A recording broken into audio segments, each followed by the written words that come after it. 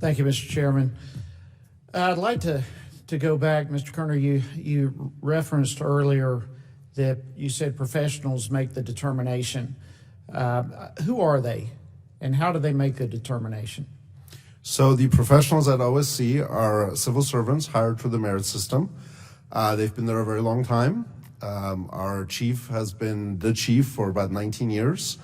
Her deputy has been there about 12 years as her deputy, and then they have a staff as well. And they make the determination based on complaints that come in. They open a file, they do the investigation, and then generally make at least a depending on the case, but sometimes they just make a recommendation to the front office, or they take some kind of action on their own. Okay, so all right. So when we come to this particular case, in this situation here, I mean, it's pretty unprecedented action that's taking place. Would you agree with that? Yes, I would. Because it's never happened before like this. So going back to this professional group making a determination, do they look at this and just say, I mean, there's no 1, 2, 3, clear cut, cross this line. At some point, in your words, they make a determination. So at some point, they know it when they see it, and they make a call, a judgment call.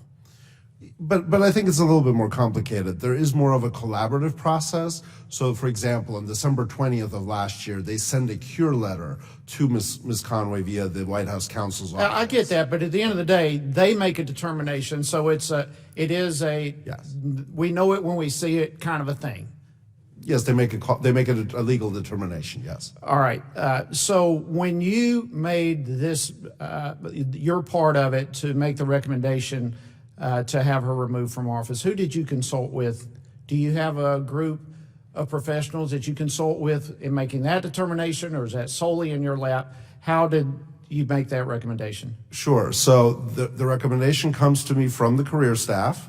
They have a recommendation in the report because they do the investigation, they write the report. And then I do have some folks in the front office, political appointees, and we discuss what to do with the case. We do some edits if needed and that sort of thing. And so that's how the decision was made. Did you consult with anyone outside the office? No, I did not. So no phone calls. Seeing that this was unprecedented, seeing that this has never happened before again, you didn't seek any consultation whatsoever? Only inside. Inside, yes, but not outside, no. All right, and you said it's staff and who else? So the professional staff that I mentioned that are in the Hatch Act unit, and then I hire people. I have a political staff, including folks who used to work here, and they work for me directly. They're Schedule Cs, they're political hires. So the decision, the recommendation to remove her was just between you and staff? Yes, correct. All right, and no other legal counsel, no one else, none of the professionals, the chief, the civil servants, no one else is involved? No. All right, tell me about the external influences that impacted your decision making. So I think the reference to external influences was not about the report. The report was done, but it was about how much time we would give the White House to respond. So we initially gave them that very short deadline because our expectation was that that KellyAnne Conway has never responded to us, so we weren't going to hear from her. So 16 hours your staff thought was adequate? I don't know if I thought it wasn't a question of adequacy. We didn't expect her to respond. Well, when you write the White House, you contact the White House, 16 hours is a bit ridiculous in terms of shortness of notice, and you made that decision strictly yourself with the aid of some staff? Correct. That's correct. All right, and you see nothing wrong with a demand like that in 16 hours? No, because it was based on the expectation that neither the White House nor KellyAnne Conway... But you were feeling outside pressure, that's what you told the White House, to release a report.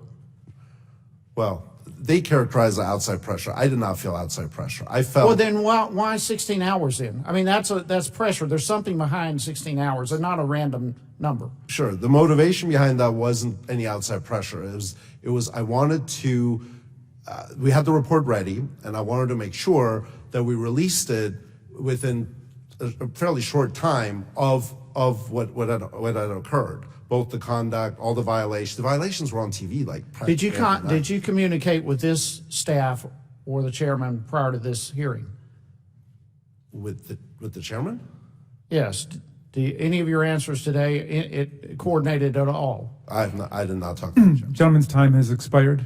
The delegate from the District of Yeah, Columbia. I have a Missouri. unanimous consent request. Yes. Real quickly. I want to put in the record the White House response to Mr. Kerner dated July 11, 2019, where it says that Mr. Kerner, the witness, actually responded. The reason the time frame was there was because there was the response to press questions concerning the media reports about Ms. Conway. Without objection. Thank you.